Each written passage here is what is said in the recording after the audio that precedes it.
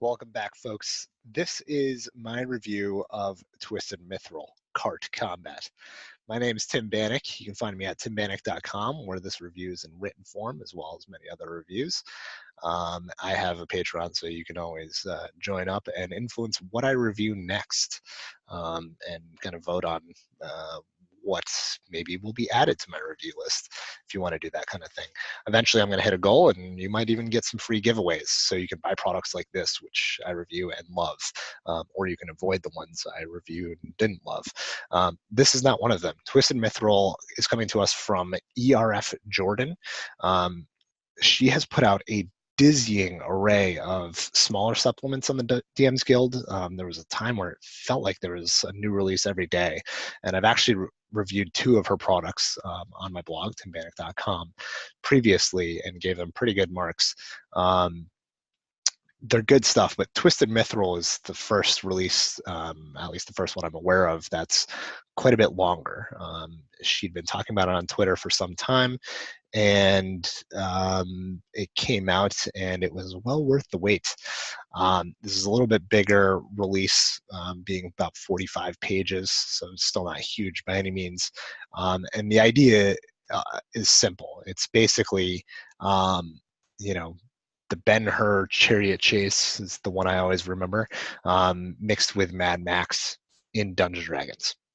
Like, that's a mashup that's worthy of a supplement, to be sure.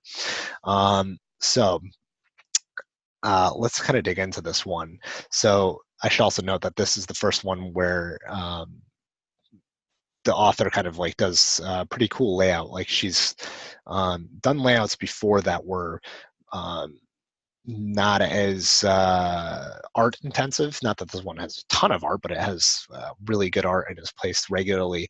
The previous ones were more like print-friendly documents, laid out very clean, and a lot of them, like I mentioned, were shorter, so they're like perfect for print out, put it in your game, and you're good to go.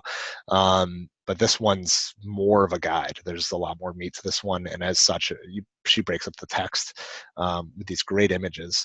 You can see some have these modern stylings to them. There's a reason for that. Don't think this is like, it's not D&D because I see a card here. That's not really the case. That's a possibility that there are card-like things, but let's just work our way there, okay?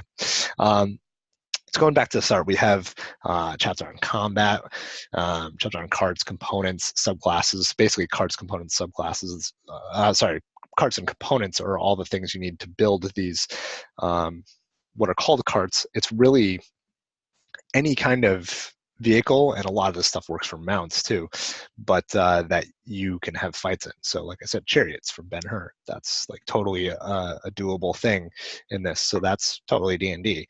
But there's also like more mobile carts, some that are animal drawn, like wagons with maybe a ballista on it, or things that are completely kind of esoteric, magical powered, or kind of like steampunky.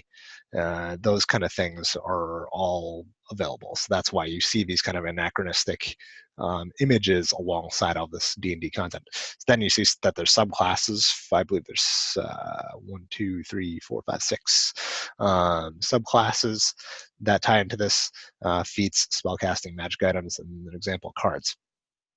Diving into this, the first chapter, very short, is combat, and it really is kind of the gel that holds this thing together.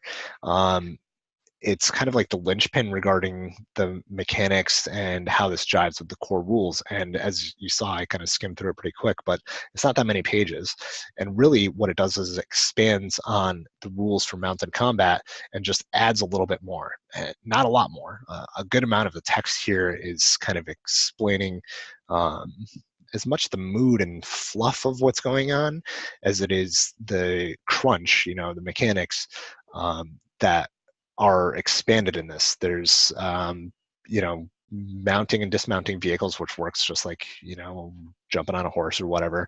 But then there's rules for like hanging off the side of it, crashes, and then it talks a decent amount about ground to cart and cart to cart combat.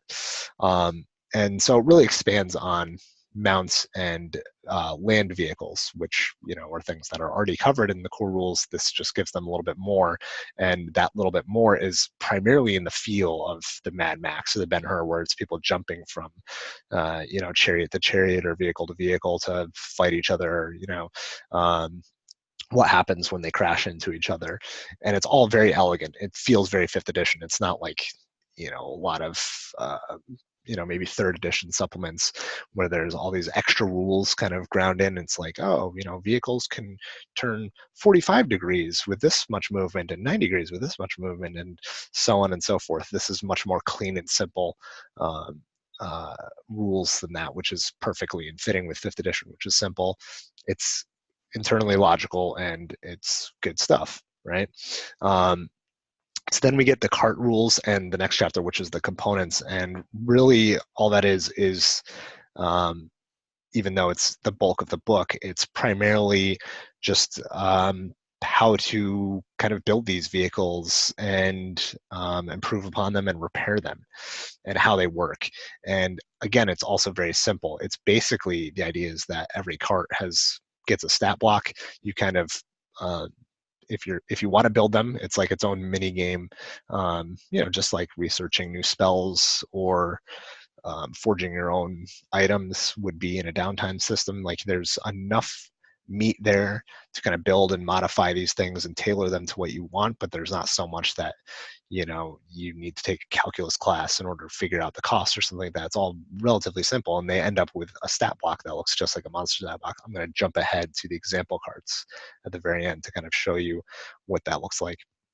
And you can see here, it looks kind of like a monster stat block. There's strength, dex, con, so you understand kind of like how the cards deal with each other. And then you have like the different weapons and traits, which all come from the components in those chapters.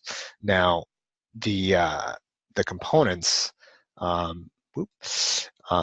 include armor, include an engine, chassis, all the stuff you need to kind of develop those traits, and no more, I should add, because it's not like you have to build out tons of attack routines, things like that. It's really just all of the complexity really was in that combat chapter, and this is just how you build the stat block to make it all work with the system, which is awesome. There's also images for all these kind of engines and esoteric things and weapons and so on. So you have a ton of options without it being just a catalog of stuff, and it's not all just mechanics. And it's a really good balancing act that the author plays here to make these things interesting and fun to work with and add to your games. Speaking of fun to add to your games, subclasses are next, and this is a chapter where I expected it to be all vehicle related rules stuff worked into classes, and that's actually not the case at all. They're surprisingly versatile. You don't like only get classes that drive around in carts. In fact, almost the opposite. Only the engineer, charioteer, and the highwayman rely on these rules. And in fact, you could take the charioteer, just sub out the word mount in all the cases where it talks about land vehicles and carts, and you would get the same effect. So really, 4 of these 6 subclasses just take the idea of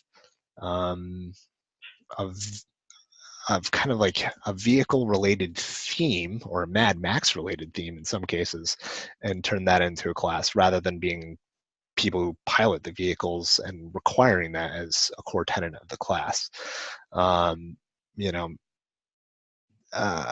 Like the barbarian one, I want to say, is the Path of the Road Warrior, and has really almost nothing to do with vehicles. It's just this kind of mean fella who's kind of a loner, goes from town to town and deals out justice, or whatever the case exactly is. The monk Way of the Wheel is like taking the idea of wheels and travel and kind of working that into a martial art. So it's has nothing to do with vehicles other than a thematic element. You don't need the rest of the book for any of that. That's really cool. I will point out that the Barbarian Monk subclass features at the higher levels felt a little weak. Overall, the classes all feel really good.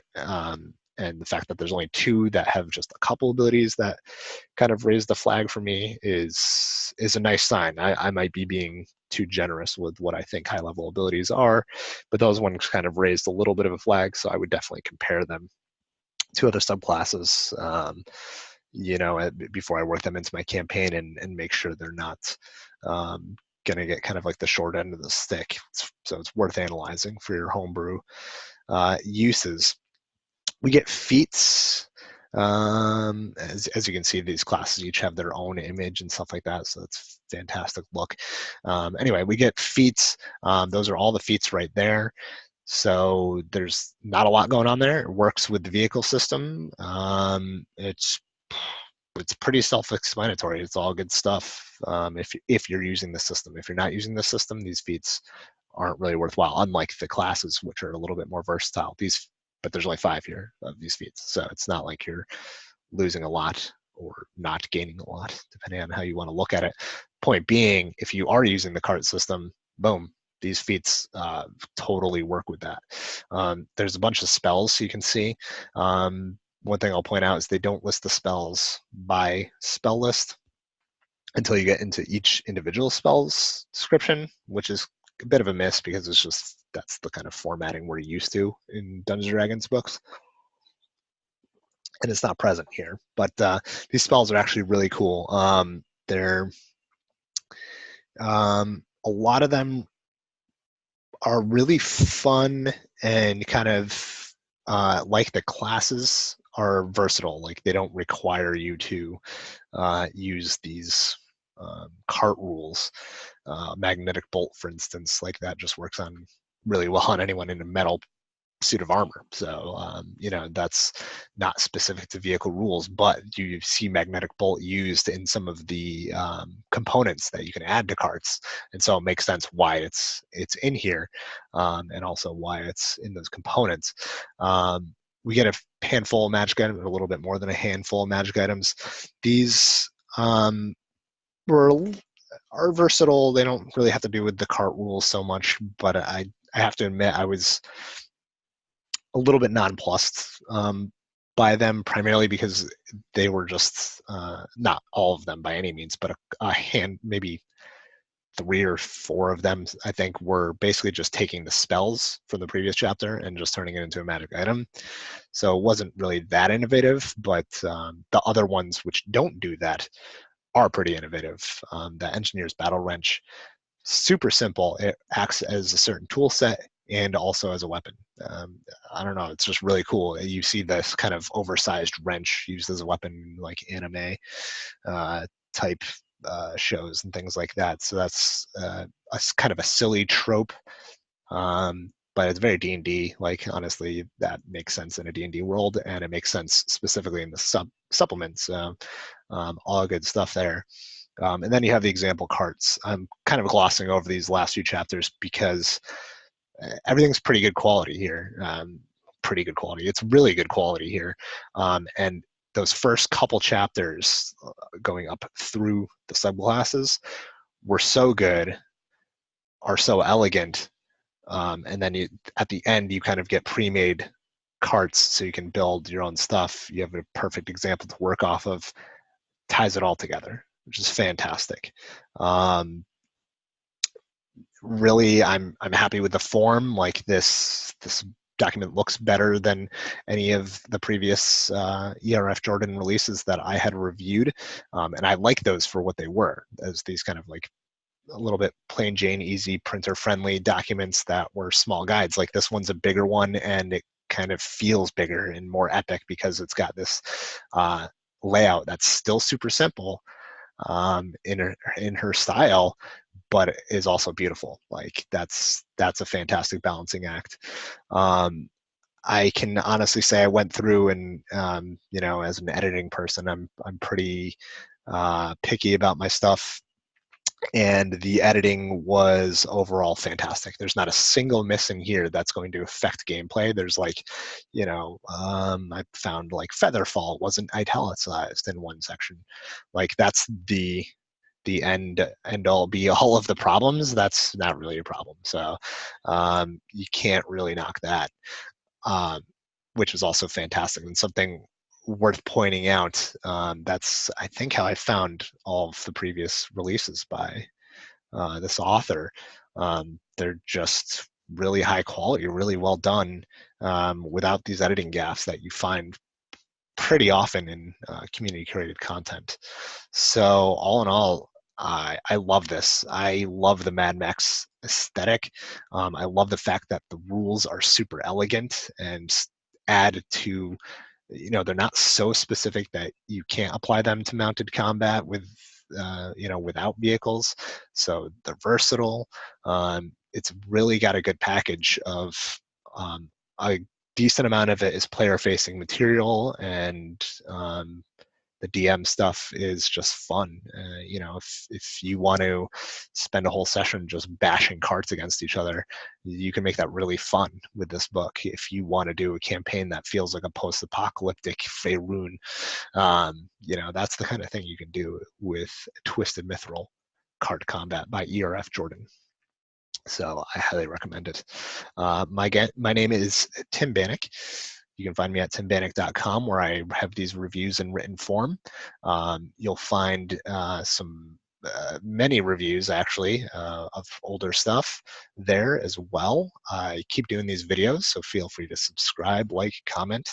If you want to see more of this stuff, or more importantly, if you want to be involved in kind of voting on what I review next, or if you want to work your way, help me work my way, to the goals where I start giving away gift cards to places like Dungeon Masters Guild, so you can pick up these awesome things I'm telling you about.